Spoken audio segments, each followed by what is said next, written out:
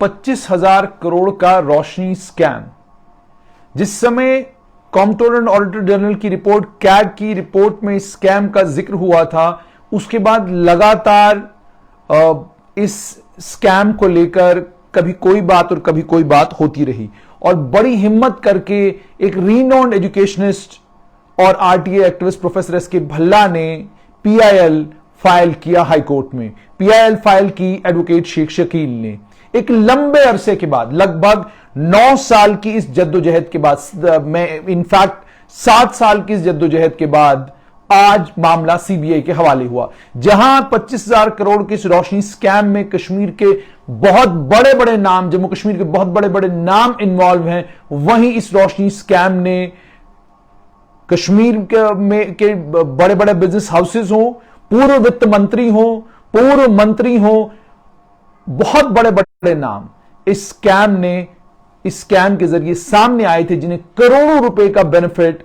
सरकार ने उनकी लैंड, इलीगल लैंड को रेगुलराइज करते वक्त दिया। सीबीआई ने आज, हाईकोर्ट ने यह मामला सीबीआई के हवाले किया है। 25,000 करोड़ का यह स्कैम है, और इस स्कैम की खास बात यह है कि chief justice Geeta Mittal, justice Rajesh Bindal, उन्होंने आज ये जजमेंट प्रोनाउंस किया, जिसमें उन्होंने ये मामला कोर्ट के हवाले किया। और हम बात करेंगे शेख शकील के साथ थोड़ी देर में और जानकारी उनसे लेंगे, लेकिन पहले आप तक ये बात पहुंचाएं कि एंटी करप्शन ब्यूरो से इस मामले को छीनकर सीबीआई के हवाले करना, क्या इसका साफ तौर पर यह मतलब है कि कोर्ट को एंटी करप्शन ब्यूरो के काम करने के तरीके पर यकीन नहीं है? इसी बात पर बात करने के लिए मेरे साथ हैं एडवोकेट शेख शकील। शकील साहब, सीबीआई के हवाले हुआ है रोशनी लैंड स्कैम, आप कितनी बड़ी कामयाबी इसको मानते हैं? जुनेद साहब, मेरी आवाज आप तक पहुंच रही है? बिल्कुल, आपकी आवाज पहुंच रही है, आप बात करें। जुनेद साहब, ये लैंड माफिया के खिलाफ ये जिहाद 2011 में मैंने शुरू किया था। ठीक। 2011 में एक मुफादे आम के writ, public interest litigation 19/2011 Jammu wing में दायर की गई। ठीक। और उस पिटीशन में हमने ये कहा कि जो जम्मू कश्मीर का जो भू माफिया है, which is comprised of certain police officers, which is comprised of certain revenue officers, which is comprised of certain politicians, and in league with land mafia. ठीक। जिन लोगों ने अवैध कब्जे किए हैं, जिन्होंने स्टेट लैंड को इलीगली ऑक्यूपाई किया है, उनके खिलाफ एक एसआईटी कॉन्स्टिट्यूट की जाए और उनके खिलाफ एक्शन किया जाए। ठीक ठीक ठीक। इसी मफादे आम की रिट पिटीशन में जम्मू कश्मीर के भूतपूर्व चीफ जस्टिस एमएम कुमार साहब ने एक लैंडमार्क फैसला किया था। उन्होंने डिपकाम जम्मू को और डिपकाम कश्मीर को ये कहा था कि बताइए पूरे जम्मू कश्मीर में टोटल कितनी state land under illegal occupation है। ठीक। डिविजनल कमिश्नर जम्मू और डिविजनल कमिश्नर कश्मीर ने हाई कोर्ट को लिखित में ये इंफॉर्मेशन दी कि 20 लाख कनाल स्टेट लैंड, 20 लाख पर फिर बोल रहा हूं, 20 लाख कनाल स्टेट लैंड जो है वो जम्मू कश्मीर में इलीगल ऑक्यूपेशन में है लैंड माफिया के पास। ठीक। और फिर उसके बाद 2013 में कंट्रोलर एंड ऑडिटर जनरल की रिपोर्ट आई, जिन्होंने रोशनी लैंड स्कैम को सबसे पहले अनअर्थ किया। जुनेद साहब, बिल्कुल ठीक। यह जो जनहित याचिका 2011 में जो हमने दायर की थी, जिसका उन्वान प्रोफेसर एस के भल्ला वर्सेस स्टेट है, 2014 में मेरे पास लॉ स्टूडेंट अंकुर शर्मा जी आए। जी ठीक। और उन्होंने बतौर लॉ स्टूडेंट इसी पब्लिक इंटरेस्ट लिटिगेशन में एक एप्लीकेशन दायर करवाई कि यह सारा मामला सीएजी की फाइंडिंग्स की बुनियाद पर सीबीआई को रेफर किया जाए। ठीक, बिल्कुल। और उसके बाद 17 FIR, Juned sahab, 17 FIR was registered by vigilance, state vigilance organisation, जिसे आजकल एंटी करप्शन ब्यूरो कहा जाता है। और फिर उसके बाद जम्मू कश्मीर हाई कोर्ट की खंडपीठ ने उन 17 एफआईआर की इन्वेस्टिगेशन को मॉनिटर करना शुरू किया। ठीक। जुनेद साहब, मैं आपको ये शेयर करना चाहता हूँ जम्मू कश्मीर की जनता से। 2013-14 से लेकर 2020 तक आप यकीन कीजिए सिर्फ 2 केसों में चालान पेश हुआ 17 एफआईआर में। अच्छा, आप बात कर रहे हैं 5 अगस्त 2019, जब हम एक केंद्र शासित प्रदेश बन गए, एक प्रदेश से, और जब तमाम जितना जब एक दो संविधान की जगह एक संविधान हुआ, उसके बाद आज 1.25 साल का वक्त गुजरा। इस वक्त में भी इन 17 एफआईआरों पर कोई माकूल कार्रवाई नहीं हुई, क्या ये कह रहे हैं आप? मैं यही चीज कह रहा हूं जुनेद साहब, रिस्पॉन्सिबिलिटी के साथ कह रहा हूं, on the basis of the status report filed by mister Anand Jain in the high court, उसकी बुनियाद पे कह रहा हूं कि हाई कोर्ट ने जो लास्ट स्टेटस रिपोर्ट थी एंटी करप्शन ब्यूरो की 28 जुलाई 2020, 28 जुलाई 2020 को उन्होंने आखिरी स्टेटस रिपोर्ट फाइल की। आखिरी स्टेटस रिपोर्ट फाइल की हमारे रमन शर्मा जी, जो एडिशनल एडवोकेट जनरल है एसीबी की तरफ से, और उसमें लिखा कि अभी भी 10 से ज्यादा एफआईआर में इन्वेस्टिगेशन पेंडिंग है, और 3 एफआईआर ऐसी थी जिनमें प्रोसिक्यूशन सैंक्शन के लिए 3 से लेकर 5 साल तक जो फाइल है वो सेक्रेटरीट में पेंडिंग है।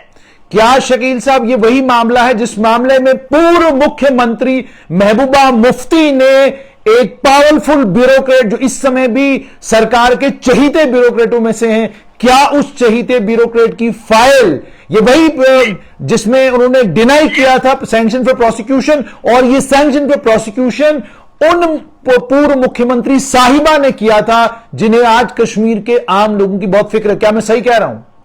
आप 100% सही कह रहे हैं, और आज शर्मिंदगी की बात नहीं है। आज तो हम कुछ नाम क्यों ले रहे हैं उनका, जो प्रोमिनेंट आईएएस ऑफिसर हैं जिनको शील्ड किया गया महबूबा मुफ्ती जी के द्वारा, उनका नाम हृदय कुमार सिंह है। और इस समय वो जम्मू कश्मीर में कौन से इंपॉर्टेंट पोजीशन पर है? उस जम्मू कश्मीर के एडमिनिस्ट्रेटिव सेटअप में, जिस एडमिनिस्ट्रेटिव सेटअप में सुबह से लेकर शाम तक ये कहा जाता है कि अब चोरों पर नकेल कसेगी, कोई डाकू, कोई चोर अब नहीं बचेगा।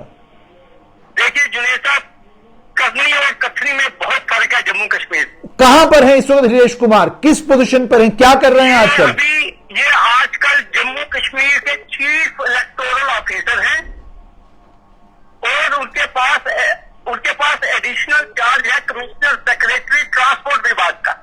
अच्छा, ये दोनों चार्ज इनके पास हैं। शेख साहब एक चीज और भी आपसे जानना चाहूंगा दोबारा से, क्या ये वही लैंड स्कैम है जिस लैंड स्कैम में powerful politicians, powerful bureaucrats, powerful Congress के नेता, पावरफुल अन्य बीजेपी के नेता, पावरफुल नेशनल कॉन्फ्रेंस के नेता, जिन्हें दुनिया भर का रिबेट उनकी लैंड्स को रेगुलराइज करने के लिए दिया गया, क्या ये वही स्कैम है? ये वही स्कैम है जुनेद साहब, मैं आपको ये कहूंगा, ये रोशनी स्कैम है जिसने जम्मू कश्मीर को अंधेरे में डुबो दिया, जिसे कहते हैं। ये वही स्कैम है जुनेद साहब जिसमें पिछले 10 सालों से तफ्तीश चल रही है, लेकिन तफ्तीश मुकम्मल नहीं होती। एक टेबल से दूसरे टेबल, सेक्रेटरीट से फाइल, विजिलेंस से सेक्रेटरीट में।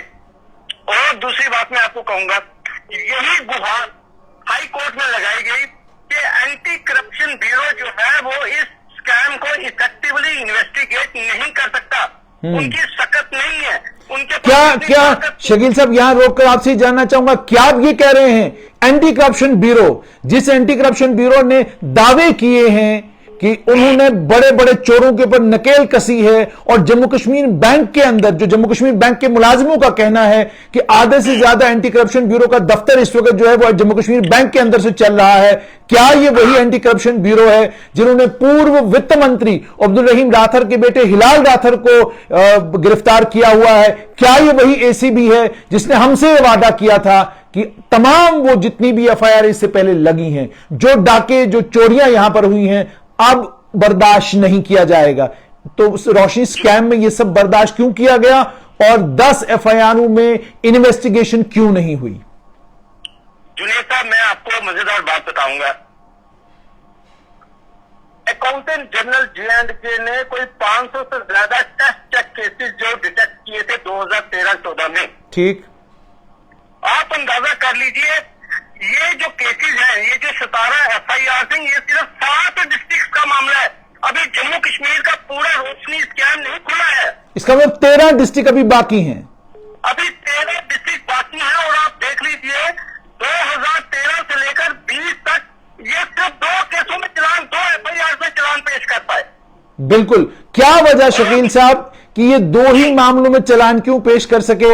एक पटवारी का चालान बड़ी जल्दी पेश होता है, क्लर्क का चालान बड़ी जल्दी पेश होता है, मामूली मामूली मुलाजिमों का चालान बड़ी जल्दी पेश होता है, और मामूली मामूली मुलाजिम जल्दी जल्दी डिसमिस फ्रॉम सर्विस भी हो जाते हैं। लेकिन बड़े बाबू, बड़े लोग, बड़े राज पॉलिटिशियन, कोई भी ना तो किसी के खिलाफ कोई कार्रवाई नजर आती है और ना ये लगता है कि इनके खिलाफ कभी कोई कार्रवाई होगी।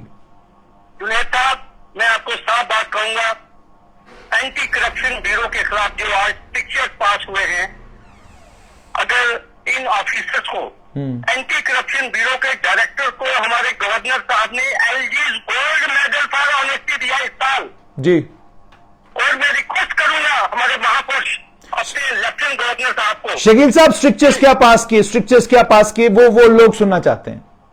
ये इससे बढ़िया और क्या हो सकता है कि जुनैद साहब, हाई कोर्ट ने यह कहा कि anti corruption bureau has miserably failed to investigate the scam fairly, effectively and to bring the culprits to book.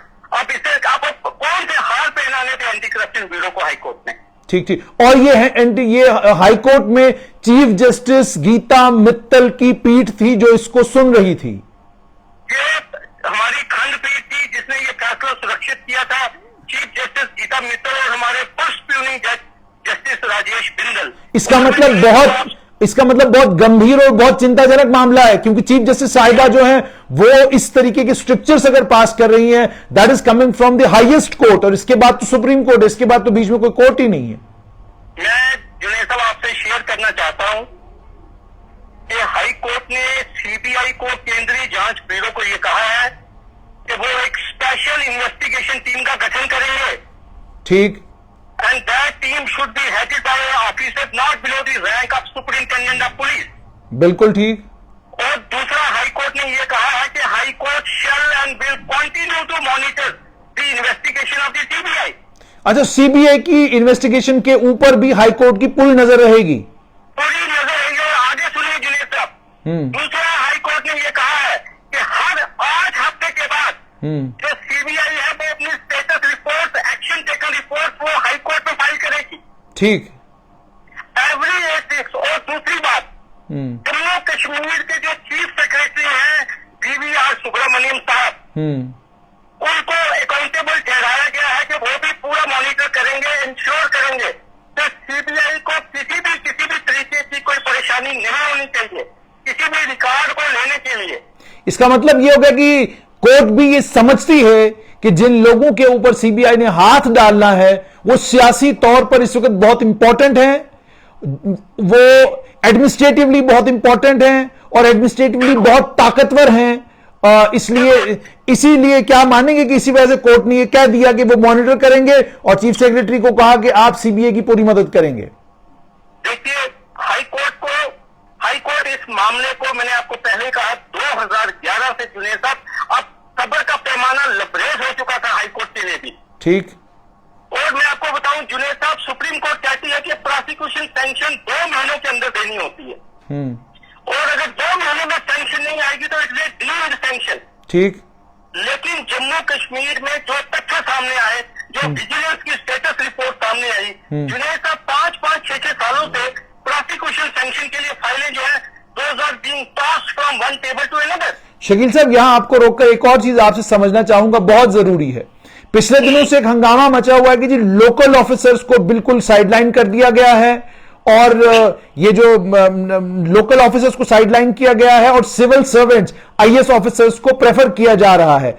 आपसे समझना चाहूंगा, क्या आपने अपने पूरे इस जो वकालत का पूरा सफर है आपका, क्या कभी आपने किसी आईएएस ऑफिसर के खिलाफ जम्मू कश्मीर के किसी भी मुख्यमंत्री को करप्शन को लेकर या बाकी किसी मामले को लेकर सीरियस होते हुए और कार्रवाई करते हुए देखा है?